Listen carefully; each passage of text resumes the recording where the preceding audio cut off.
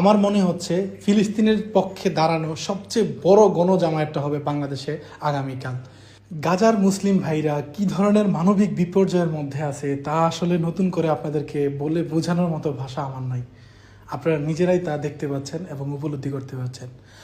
আপনি আমাদের এই জায়গা থেকে কী বা করতে পারি? এমত অবস্থায় বাংলাদেশের আলেম সমাজ এবং দলমত নির্বিশেষে সকলে মিলে আগামীকাল 12 তারিখ যে মার্চ ফর গাজা কর্মসূচি দিয়েছে, সেখানে আপনি আপনার বন্ধুবান্ধব সবাই মিলে উপস্থিত থেকে আমরা বিশ্ববাসীকে জানান দিতে পারি আমরা আসি আমাদের মুসলিম ভাই, গাজার মুসলিম ভাইদের সাথে, আমরা আসি ফিলিস্তিনের সাথে।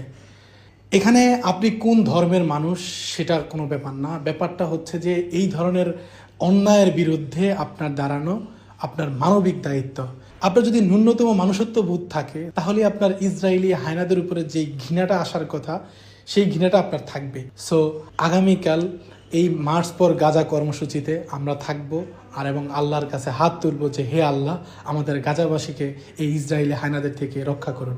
আমার মনে হচ্ছে ফিলিস্তিনের পক্ষে দাঁড়ানো সবচেয়ে বড় গণজামায়াতটা হবে বাংলাদেশে আগামীকাল। তো ইতিহাসের পাতায় আপনিও এসে দাঁড়াতে পারেন, আমি নিজেও সশরীরে সেখানে থাকবো। আপনিও আসেন, ইনশাআল্লাহ দেখা হবে। আসসালামু আলাইকুম।